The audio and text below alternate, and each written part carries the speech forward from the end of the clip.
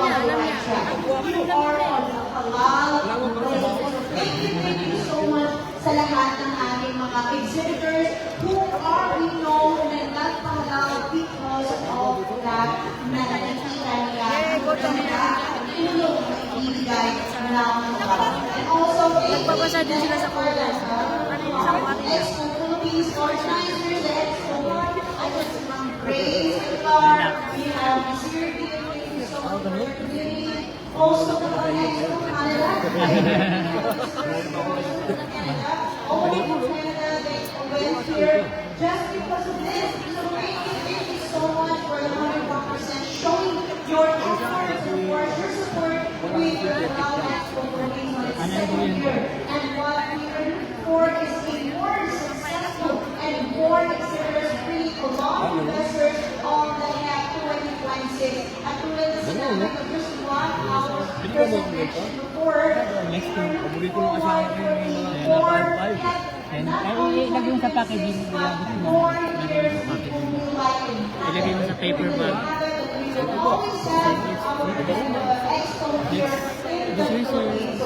you so much for visitors, the Canada community. Thank you so much for coming here, or the Halal Expo Canada family.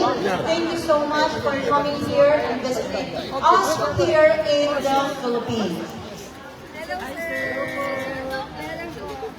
Welcome to Nutrifines! So I think tama talaga yung hula natin. Nutrifines, somebody find you. So of course, there's no stopping our visitor, our good guest to drop by, say hi to these different exhibitors. And we are pleased to have him here on stage to give us, of course, his warm message and his support. Iran yan eh. Yes, sir. From Iran. And Peter. So seedless na rin Up. ito, sir.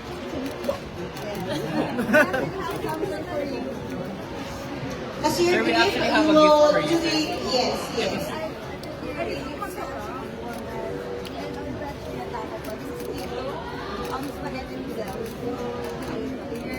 Meron ba kayo noodles? Yes, sir. May rice ka nyo? Yes, sir. Wow, galing ah. Sige ma'am, galing. Thank you po. Thank you. Requesting our visitors, please settle down as our guest speaker had already arrived.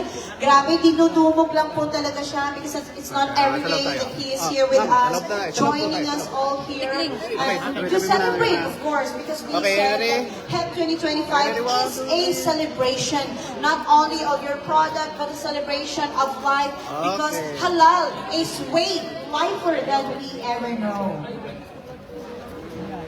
Ano ma'am, Israel?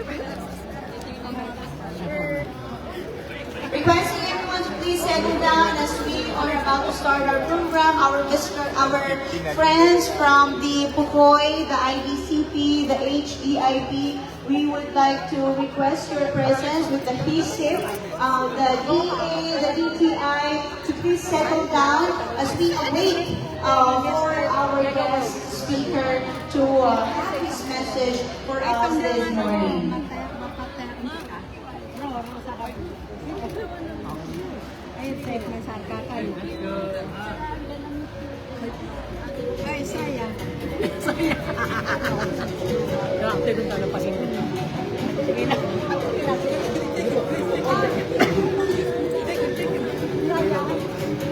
Sis, desaya madam. This is our show in Canada.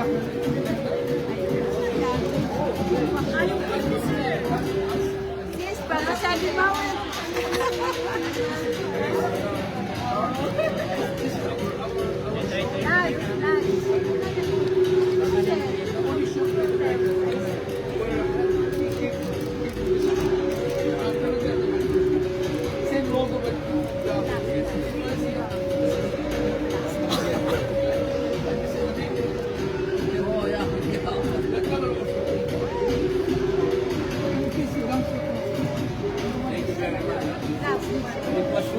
Saya.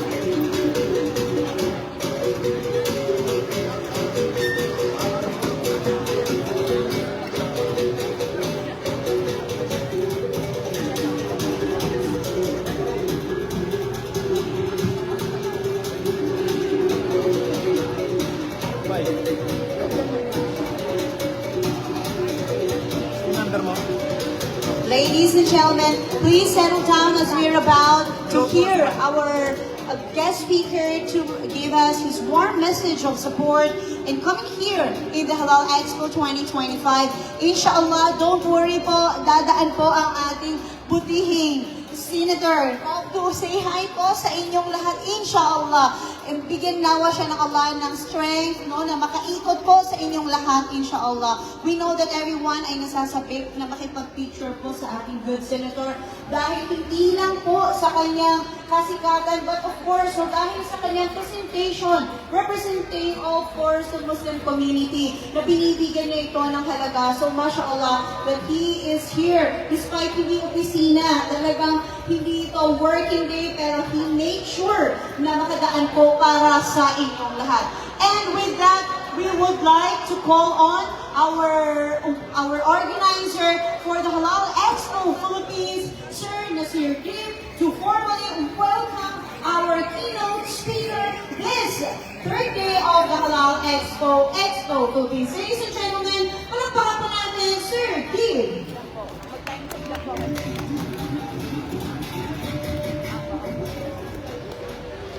Assalamu alaikum wa rahmatullahi wa barakatuh. On the behalf of the organizing team of the Expo Hut and Grace Inclusion International in Manila and in Toronto, we are very honored and humbled to see you, Senator, to come to the second edition of Halal Expo Philippines. Your support means so much to us. That shows that Philippines really looking to grow the halal industry. We thank you for supporting us and supporting the Department of Trade and Industry, supporting all the departments and all the companies of halal. This is such a beautiful thing I witnessed today. The love that people have for you, the genuine love that we have for you, I have not seen in anywhere in the world. I'm so sorry, but I have been doing so many opening and so many walking of VIPs.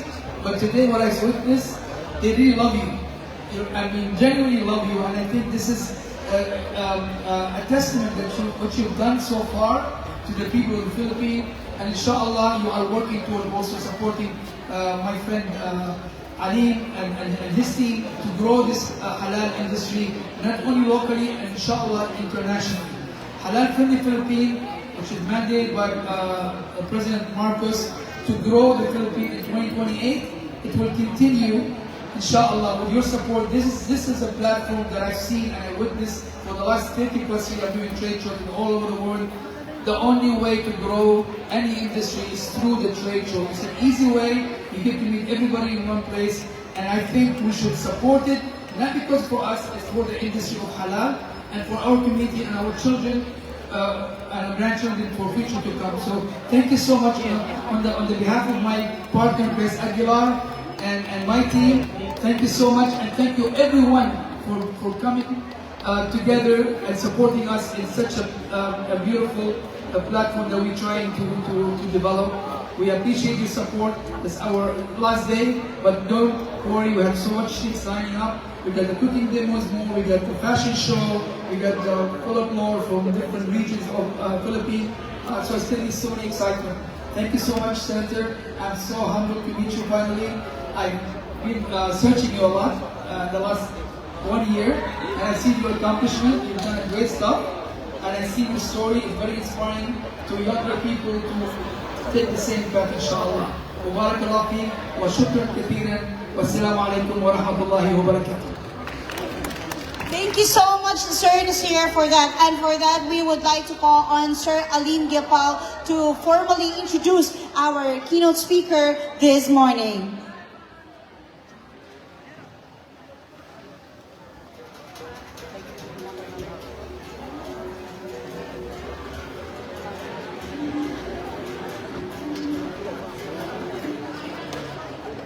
Sa ngalan po ng ating titik kumulang 105 ng mga manufacturers, exhibitor sa araw na ito, isa pong karangalan i-introduce sa inyo ang ating magiging keynote speaker, guest of honor sa Halal Expo Philippines 2025.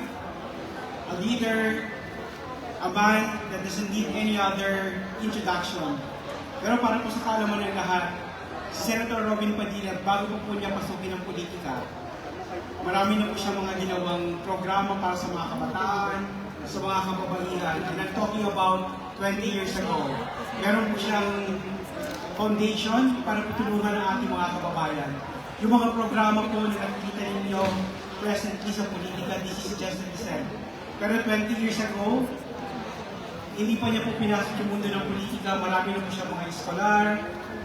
Sa katunayan po, ang AIM, International Muslim Student Association, ay isa sa mga nag-benefit sa kanyang mga programa. Noong ako ay estudyante po lamang sa Asian Institute of Management 20 years ago. Again, ladies and gentlemen, Excellencies, a leader doesn't need any further introduction. My honor to introduce to you in the name of Allah subhanahu wa ta'ala, my brother, Robin Abdulaziz Padilla, Senator of the Republic of the Philippines.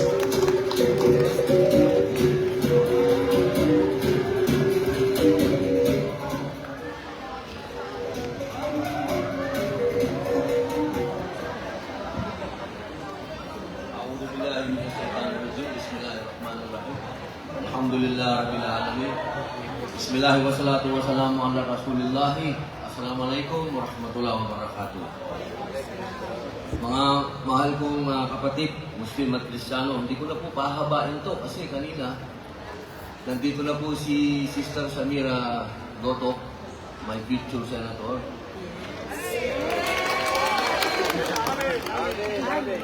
Hindi po ako nakarating kanina ng maaga. Pasensya na po kayo kasi nagkaroon po ako ng emergency check-up. Dahil sunod-sunod po yung aming relief operation. Medyo siguro po dala ng katandaan, may edad, medyo nagkaroon po tayo ng headache na 1 linggo na, hindi nawawala. Kaya kanina po nagpa-check up ako. Gusto ko lamang pong magpasalamat sa DTI, siyempre, sa kanilang palagi ang pagtutulak sa halal. Mga kapatid natin na Kristiyano, maraming salamat. Napakadami ko pong inikot na mga lugar, mga Kristiyano yung nandun. Nagpapasalamat po ako sa inyo. Alam kong hindi lang ito negosyo sa inyo, kundi pagmamalasakit ninyo sa mga kapatid ninyo Muslim. Ito po ay tinatanggap ko bilang napakalaking utang na loob sa inyo. Gusto ko lamang pong ipabatid sa inyo nung panahon po na ang mga Muslim po ay pinapatay ng mga pagano. Ang tumulong po sa mga Muslim ay mga Kristiyano. Kaya ito pong panahon na ito na nakikita ko po na naka 100% kayong tulong sa amin, parang flashback po ito at pagpapasalamat sa inyo. Sa mga kapatid ko naman pong Muslim, nung isang araw po, nung isang linggo, yung ating pong Sheikh Makdum Day, atin po yan pinagdiwang, napag-usapan po doon kung bakit noong 14th century lang, sinabi na dumating ang Islam, pero 12th century ay nandito na tayo. Gusto ko pong ipaalala sa inyo, mga mahal kong kapatid, kaya po natin kinikilala yung 14th century. Dahil yun po yung panahon na nagdawa ang mga Muslim. Noong 12th century, nandito na po sila sa Luzon, pero hindi po sila magandang ano po. Fans club. Pasensya na po kayo, konting oras lang po namin. Fans club. Fans club. Dumating po yung mga Muslim noong 12th century dito sa Luzon, pero hindi po sila nagtawa. Ang kanilang ginawa po ay gumawa lang sila ng mga kingdom. Yun lang kanilang in-establish kingdom. Pero noong 14th century, ang ginawa po ng mga Muslim, nagtawa sila. Kapag sinabi pong dawa, yung po yung halal. Kaya ito pong ginagawa natin, mga kapatid kong Muslim, continuation po ito. Dawa po ito. Ito po yung isang bagay po na dapat nating itulak. Sapagkat hindi lamang po pananampalataya ang dapat nating itulak sa ating mga kapatid na hindi Muslim. Kung hindi yung malinis na trabaho, malinis na pagkain, malinis na pakikitungo, At yun po yung halal. Wow. Kaya ito pong inumpisahan ng ating Pangulo, Bongbong Marcos, na kanya pong itinutulak ang halal, suportahan po natin to, ano man ang kulay natin sa politika.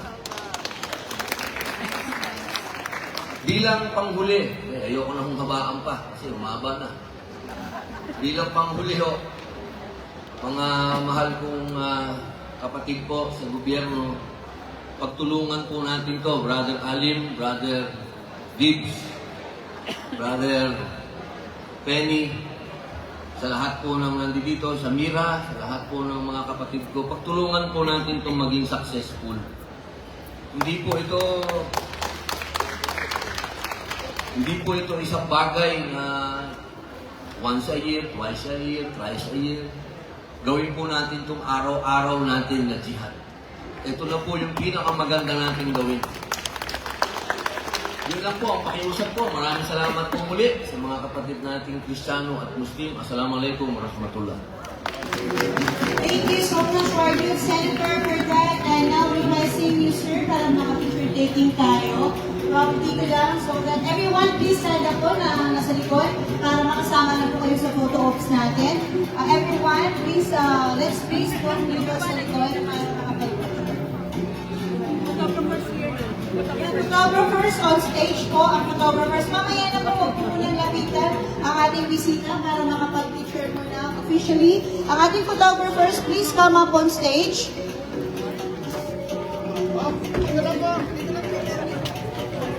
Everyone, please join us mga visitors, exhibitors natin. Ang ating photographers, please come up on stage. Lahat po ng nasa likod, please tingin sa camera so you can all be joined in the program. 1, 2.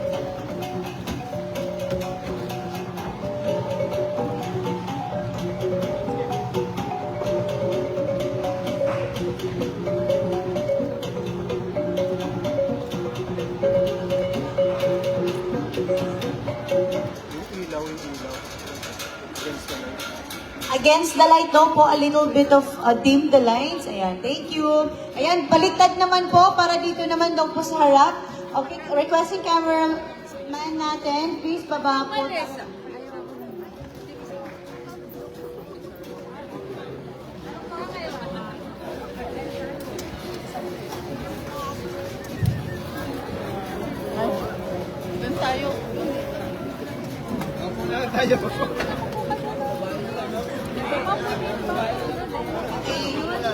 Alright, so please arrange the chairs na lang po so everyone can have their place. Don't worry po, inshallah. Ginawa na ako ng yung senator to have pictures with you all. Atras po tayo. 1, 2. 1, 2, 3.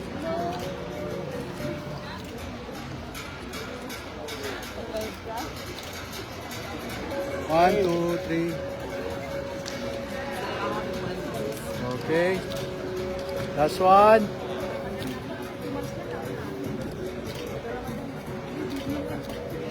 Okay. Alright, shukran. And please let us give si Sen, no, ng kanyang time to roam around. Thank you po.